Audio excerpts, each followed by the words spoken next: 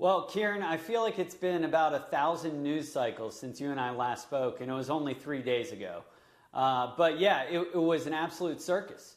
Both candidates were speaking over one another.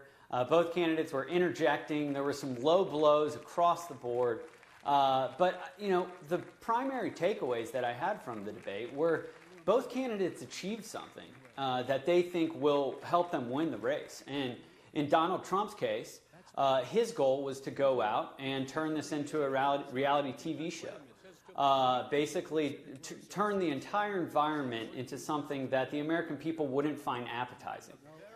Because in the U.S. versus Australia, the U.S. does not have compulsory voting. So you're not required to vote like in Australia. So traditionally, in election campaigns in the U.S., when turnout is low, when people don't show up to the polls, that means that the Republicans have an advantage and the Democrats are at a disadvantage. And in this case, if Donald Trump could get folks to tune out, and just say, what's the point in it all, then less people will show out to vote. However, he knows his base will turn out to vote. On the other hand, the other argument is that Joe Biden just had to hang in there. He had to seem presidential at moments. He had to keep his head high. He couldn't take the bait when Donald Trump was commenting on his family, and he achieved that overall. I think both candidates came out of this unscathed, but ultimately, Kieran, the race is a 8-point race nationally where Donald Trump is down. Even in swing states like Michigan and Wisconsin, he's down by 7 points. So the onus was on Trump to really change the trajectory of this race, and I don't think he convinced anybody to come out in his favor. Alex, I guess that's the key question. Did enough happen in the debate to shift those independents, those in the middle? Well, Kieran, if you go back to January, there was a Wall Street Journal poll that had Donald Trump down in a hypothetical head-to-head match by 8 points against Joe Biden. Just last week, a similar Wall Street Journal poll came out and had Donald Trump, as you guessed it, 8 points down to Joe Biden. So this cake is baked, so to speak. Look at poll after poll, and people have made up their mind, regardless of where they are in the political spectrum. There is a group of about 7 to 8% of swing voters, especially in those upper Midwest states, especially in Florida, especially in places like Arizona, that are up for grabs. And when you look at the general atmosphere in the debate last night, I don't think they were inclined to turn either way. I mean, ultimately, they might say, you know what, we've had 4 years of this. We want off the ride. We want off the carousel. This is just, we have too much chaos fatigue. The bar had been set very low for Joe Biden in terms of expectations. What about when he was drawn into that sort of cage fight almost? He told the president to shut up. He called him a clown. Yeah. Well, if the clown shoe fits. But no, in all seriousness, Joe Biden had to survive. That was the primary goal. I mean, debating Donald Trump is, as you saw last night, not only for the candidate on the other podium, but also for the moderator is just an absolute nightmare.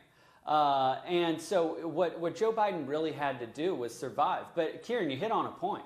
Leading up the last 6 months, even more throughout the primary election, even not only Donald Trump, but the Trump campaign and the general apparatus were, driving down or actually pumping up the belief that Joe Biden wasn't all there, that Joe Biden, he lost a step, which potentially plays on the stutter that he's dealt with all his life. But ultimately, Joe Biden came in there and he survived. I think the moments where he shined the most was when he was looking direct to camera, when he was looking to the American people. Obviously, there are interjections during those remarks from President Trump, but for the most part, he said, you know what, there is a disconnect between Wall Street and Main Street. There is a disconnect if the FANGs are skyrocketing and Disney's cutting 28,000 jobs, a majority of which are in a swing state like Florida.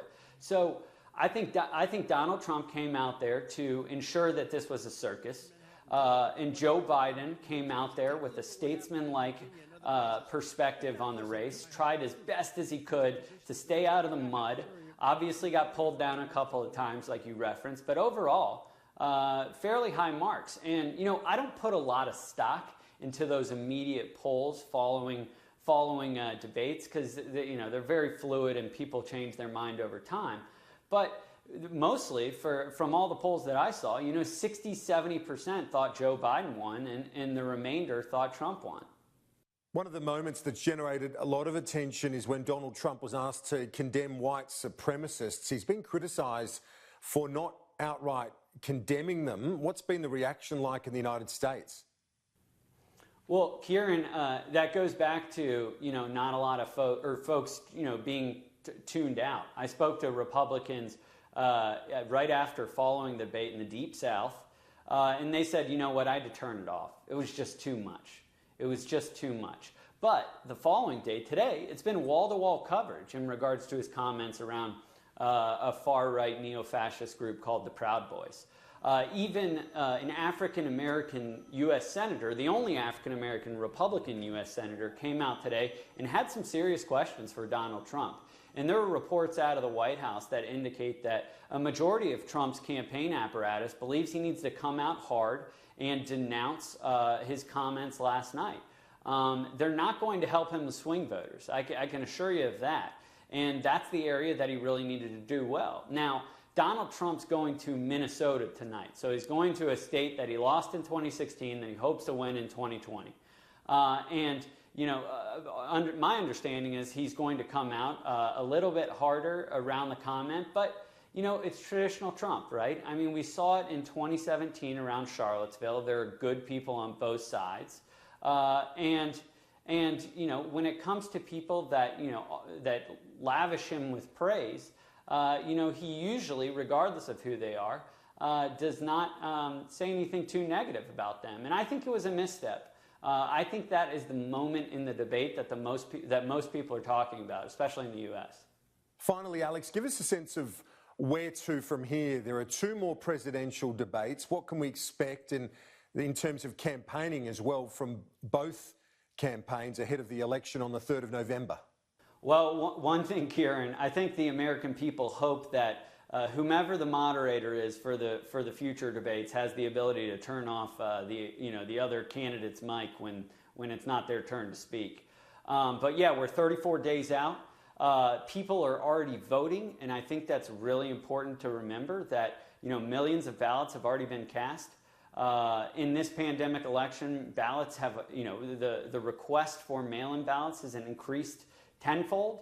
There could be upwards of 40-50% of Americans voting by mail.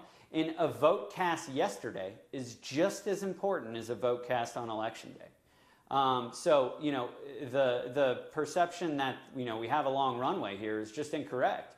Every day that Donald Trump is not talking about how he is the sole person who can make the economy better is a day lost for him. Every day that he has to, denounce his comments around white supremacy or dig himself out of a hole for only paying $750 in taxes a couple of years, that's a day lost for Trump.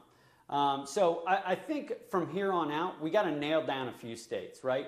Joe Biden is looking particularly strong in two states that the Democrats lost in 2016, and that's Michigan and Wisconsin. There's been some really positive polling coming out this past week where he has a potentially upwards of 6 or 7 point lead in Pennsylvania, which is his home state originally. But the one I'm really focused on is Florida, obviously. Florida's, the crown jewel of the Electoral College. And then finally, there's a couple of other states which are traditionally conservative states in North Carolina and Arizona, where Joe Biden is fighting tooth and nail.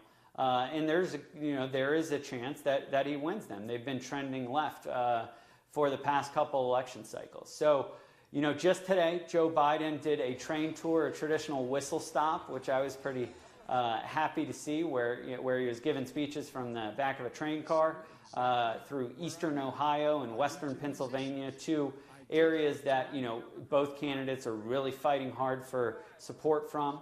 And we're going to continue to see that kind of barnstorming in this weird COVID environment. I mean, just next week we have the vice presidential debate. I think the American people will, breathe a sigh of relief in that debate is going to be a little more conservative when it comes to the rhetoric and speaking over one another. Vice President Pence and Senator Kamala Harris will probably keep their cool.